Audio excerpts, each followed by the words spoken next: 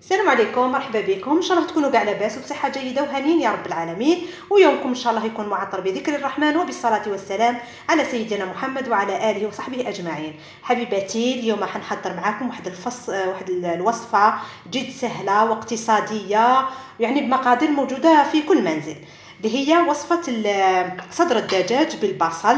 راح نركزوا على البصل، لازم كميه البصل تكون كبيره. انا اخترت هذه البصل الخضراء، راح يجي فيها واحد الطعم مع الدجاج قمه في الروعه. نبدلوا شويه، نغيروا شويه، تصلح وجبه عشاء خفيفه يعني وظريفه، تجي بنينه هايله. عندي هنايا صدر دجاج مقطع هكا طوليا، لازم تقطعوه هكا طوليا هكذايا. عندي 3 حبات بصل طويله، هذيك البصل الخضراء مقطعه طوليا تاني هكايا. عندي حبه طماطم، تكون حبه طماطم ما تكونش طايبه بزاف، تكون حبه يابسه يعني حاكمه روحها، نقطعوها تاني طوليا هكا. عندي قليل من المعدنوس او المقدونس، 2 فصوص ثوم، ما نكثروش الثوم، ونسحقوا زيت وملح. هذا ما كان. مباشره نروحوا لكيفيه تحضير هذه الوجبه.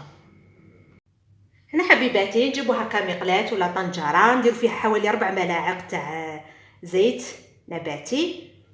تقدري ما ديري زيت الزيتون، تجي يعني صحيه بامتياز.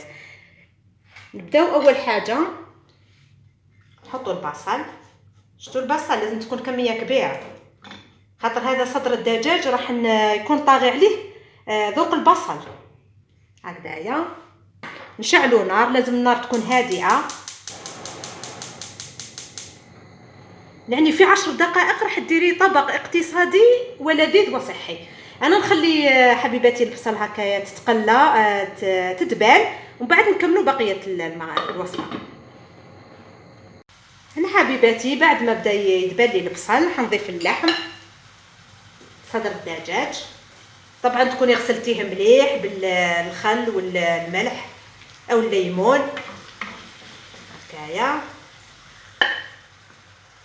صدر الدجاج انا عندي هذا صغير على حسب عدد افراد الاسره تاعك هكذايا. دوك نضيفوا الثوم ايضا، يعني مغذي وصحي، يعني كل وحده وطريقه العمل تاعها في كيفاش تحضر صدر الدجاج.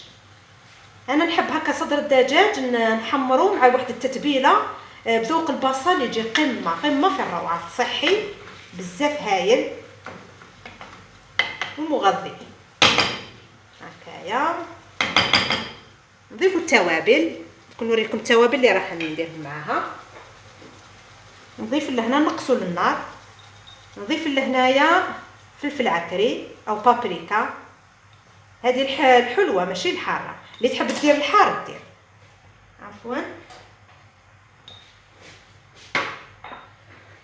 عندي ملعقه صغيره كمون، كما تعرفوا صدر الدجاج يجي مليح فيه الكمون.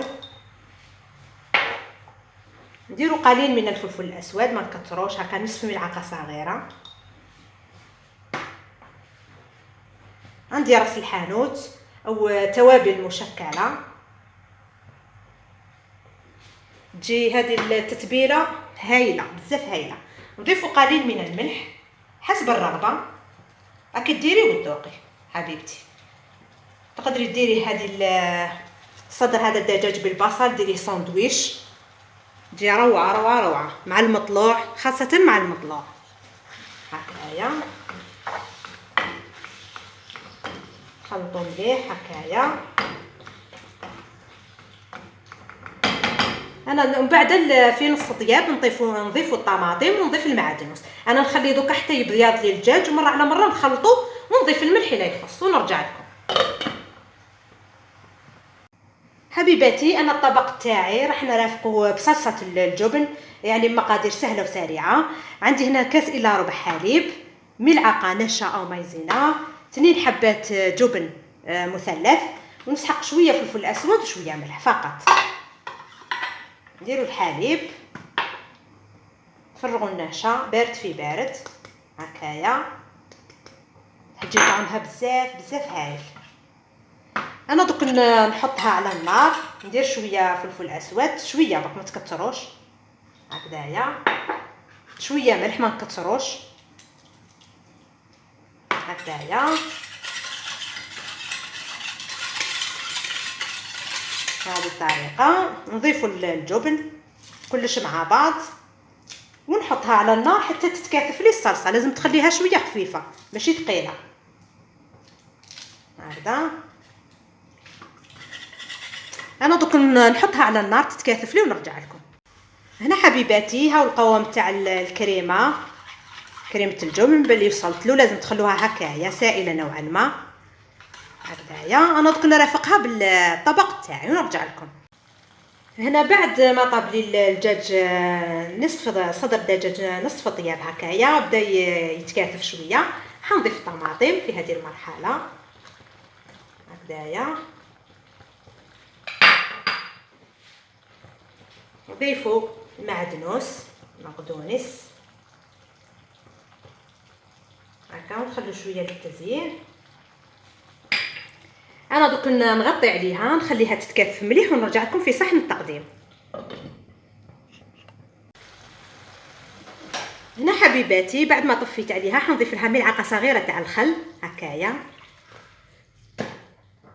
ونضيف لها ملعقه تاع الصلصه اللي درناها، ملعقه صغيره فقط صلصه الجبن هكا باش تعطينا ديك الكثافه في الصلصه تجي قمه في الروعه هكايا. بعد ما طفيت عليها هكذايا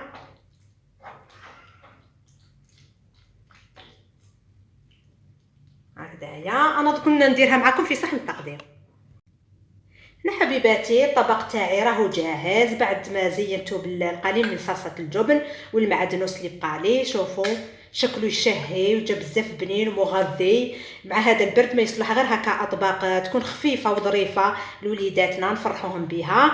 ان شاء الله الوصفه هذه تعجبكم تاع صدر الدجاج بالبصل وبصلصه الجبن وتنال رضاكم. حبيباتي في الاخير ما تنسوش تدعموني في القناه وتشتركوا معايا فضلا وليس امرا، ومع فيديو جديد والسلام عليكم.